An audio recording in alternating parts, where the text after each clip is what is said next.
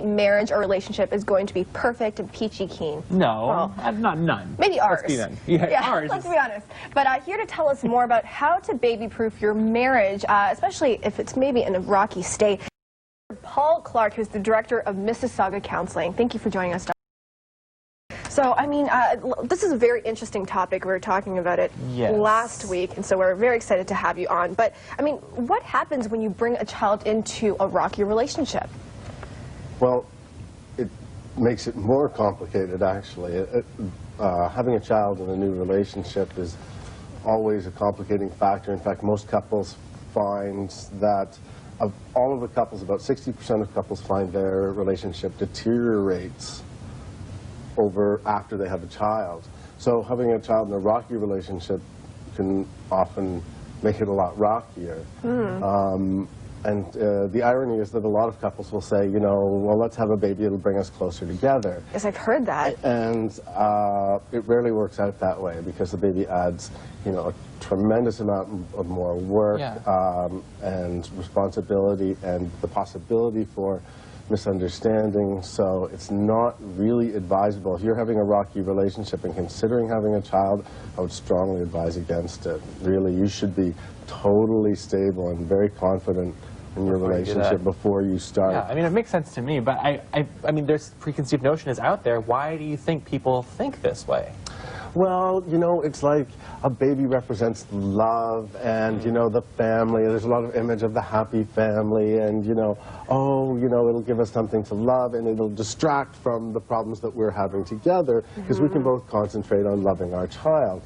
But those things don't go away after you have a child. You still have to get along together. In fact, you have to get along better because there are, you know, particularly if you're both working, essentially you have 2 full-time jobs. Add a baby, you've now got 3 full-time jobs going, so you have less time to solve the problems that you had before. You have the same disagreements, plus you have to add in all the disagreements you're going to have about parenting and how the baby should be raised and where the baby's going to sleep. And so generally it works the opposite way, and it's really sad actually because now you've got a baby in the situation, and if that relationship does have trouble or break up, now you've got all those. So yeah, let's talk about the baby. I mean, how detrimental can it be for the child itself? Oh, it can be huge, depending on how the couple's able to handle their disagreements. But lots and lots of couples get into fighting, you know, in front of the child. I've been in counseling sessions with couples that bring in their child, and you know they're screaming back and forth at each other. You know, they can't get a babysitter or whatever, and they're yelling, and one of them will go, you know, if we break up, think of poor David. What's going to happen to David?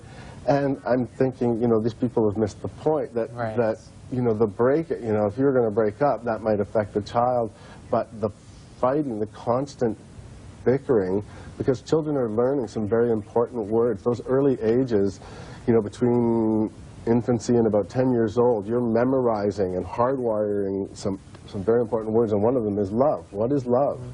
And, you know, my parents love me more than anybody else in the world, and my parents love each other. And so the role model that they're seeing is far more significant than anything that a breakup would probably, if it's a peaceful, amicable breakup, you know, that can really affect the child for the rest of his life because they learn that this is what a loving relationship is. Sure. So let's reach out to maybe some of those couples that are watching today, or maybe one side of the couple who are in there, maybe not having, you know, the best relationship right now. It could definitely be improved. Maybe they're considering having a baby. What are some ways to sort of baby-proof, I guess, their marriage or their relationship? Okay. So the first, I guess, most important thing is that you really talk it over. Before the baby comes, that you sit down and decide how you're going to manage this baby time. Because, again, one of the misconceptions is we get a crib, we get a baby bath, we get a car seat, we're good to go. You know, we'll get all the clothes.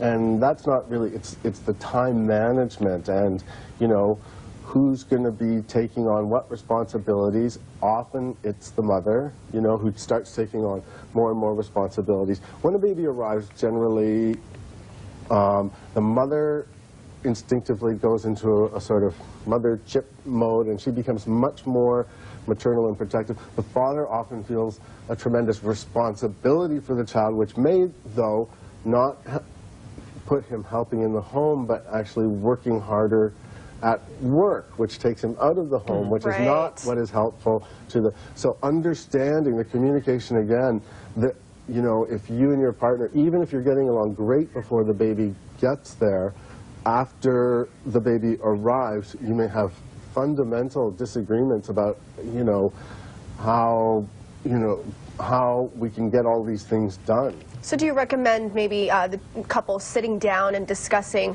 who's going to do what's going to happen when, and who's going to take on which role? It may sound strange, but before the baby gets there, one of the best things you can do is sit down and do exactly that.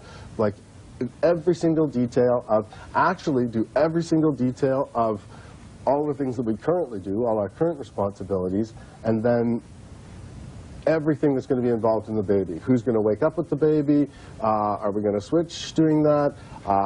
Who's going to change the baby? There's, you know, such that there are no questions, because otherwise there's going to be misunderstandings. There's going to be, you know, people just assume things, and very often, you know, going back to how my mother did it, or who didn't work, and, you know, oh, I thought you were going to handle all of this. And so the clearer you can be about the responsibilities that each of you has and that each of you is going to take care of, the less misunderstanding there's going to be later about. And that includes things like child rearing, and, you know, is the baby going to sleep in the bed? If they're going to sleep in the bed, how long are they going to sleep in the bed? Are they going to sleep just till 2 years old, or, you know, specific? How are you able to sort of sit down with your partner and sort of go over these things? If you've never had a baby before, you don't even know how to broach some of these subjects.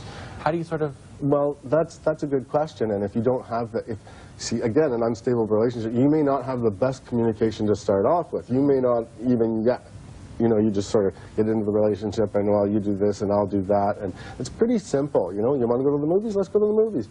Once a baby's there, you just can't go to the movies. Everything becomes a very complicated organizational process.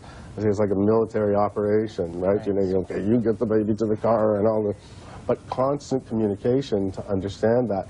Communication is the key then, eh? Oh, yeah. Lots of communication. Well, we're going to be talking more about that when we come back. You're going to stick around? Yeah. Perfect. All right. So when we come back after this, Paul Clark will be joining us. We'll talk a little bit more about how to baby-proof your marriage, if maybe you're struggling with that. And also we're going to get to the roots of maybe some of those fights that are happening in your relationship as well. So lots to learn, lots to think about after the break right here on Daytime. Don't go anywhere. Welcome back to Daytime. Well, before the break, we were talking with Paul Clark about baby-proofing your marriage. Maybe you have a little bit of a rocky relationship with your partner, and bringing a baby into things might not be the best sort of thing to do. But we're going to break it down and go back to sort of square one in the basics of communication. Yeah. Thank you for sticking around. Sure, yeah. So let's talk about communication, how important that really is to a relationship, and to a relationship that's maybe a marriage, maybe a family. Yeah. Well, the more communication that you can have, the better.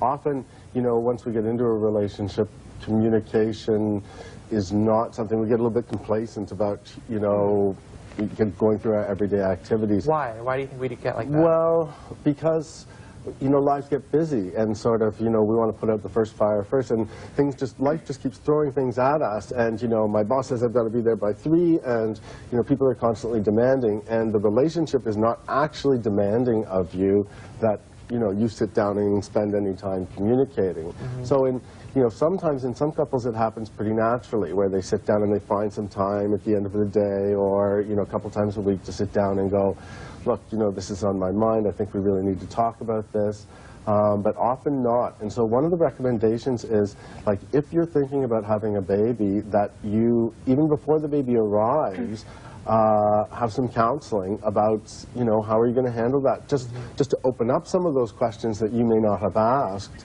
And actually, couples that do get counseling during the time that the new arrival of their baby tend to be much happier and much more successful in their relationship than the ones who just try and wing it. Again, yeah. Well, I'd like to turn our attention to actually in-laws. Oh, that could be a point of tension. Right, Yeah. it actually can be. You can either get along with them very well, or actually bicker with them. Most instances. And how do you handle that, excuse me? Well, that's, yeah, and so that's part of what you sit down and talk about. So that includes in the discussion, okay, you know, my mother, you know, she's going to be like this, and your mother, and so you decide first of all, what are the priorities? Who should get access? You know, they're going to want access. You're going to be, so there's not only how you are going to spend time with the child, but how the grandparents and extended family are. And if there is bickering, you know, if you know, maybe you don't get along that well with so-and-so's in-laws or even with your own, the basic rule of thumb is that you are responsible for your family. So, you know, if I'm not getting along with your mother, that's your responsibility. You know, if your mother is intruding onto this relationship, don't make that my responsibility to be the complainer all the time. You have to turn around and go, because very often what happens then is, now we get into, you start defending your family. Right. So there are some priorities. You really have to put the marriage first, and that can be hard. How do you create that united front, though? Well, it can be really hard, especially there's some cultures where, like, this is not a question, where, you know, family is supposed to be involved in the life of the child, but still you have to, I mean, I strongly advise people to stand your ground and make your marriage and your, you know, your home marriage, your, this life the most important thing. Otherwise because these are the people you're going to live with forever. Your family, yes, they're going to be around, but, you know, keeping your mother or your father happy in the short term is not worth, you know, something that's going to break up your marriage or make you so unhappy that you can't continue down the road. And that's something that I have to remind people a lot of the time, is that your happiness individually and together has got to be the biggest priority, because if you're not happy and healthy, then the child is going to sense that, and all of this other stuff is not going to matter. The fact that you're keeping your mother happy, we tend to,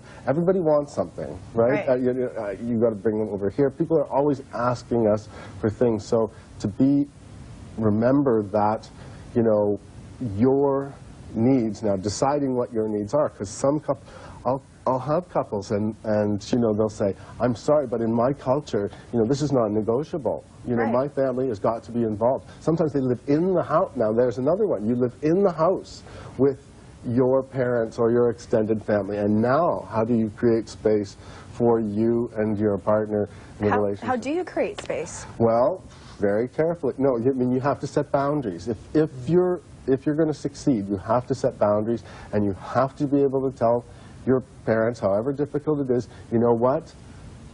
You know, you got to use a word that a lot of people don't like using, and that's no, right? Like, I'm sorry. To your in-laws? Yeah. Oh, my God. Hey, you know, okay, well, you don't, maybe you say, you know, I'll think about it, right? If you can't actually use the no word, or, you know, and you make it as clear to them as possible. You know, they're not unreasonable, usually, if you sit down and say, look, this is, you know, we're struggling in our marriage, and, you know, that's the most important thing to us. So, you know, we'd love to have you come over on Tuesday night and Thursday night, but please tell us 24 hours in advance, or that you set ground rules for them. So as important communication is between a couple, it's very important with in-laws as well. That's what you're saying. Can be, yeah. Depending on the in-laws, it can be huge. And some work wonderfully, you know, like it's just the in-laws are very supportive, and, you know, they help you raising your child. Other times it's just, you know, we want baby time. We want to, you know, and so you're driving around. Now, complicating your life, getting over to the in-laws' house, getting them back, you know, oh, I've got to keep all these people happy, you know, and again, keeping other people happy has got to be secondary to keeping yourselves balanced. Sure, a lot of compromises, it sounds like. A lot of compromising. Well, working together. Yes, a lot to think about. I mean, when you're in a relationship with somebody, it might not just be between the two of you. There might be a third party involved. There's a lot of people, yeah, absolutely. Yes, well, Clark, thank you so much for coming today. We've learned a lot from you, and thinking twice about my relationship right now. No, I'm kidding. No, I'm totally kidding. But hopefully compromise is key. For more information, you can visit http://bethechange.ca. There we go. It'll come up on the screen right afterwards as well. Thank you to all of our guests. We'll be back tomorrow with a new show. See you then. Take care. Bye-bye.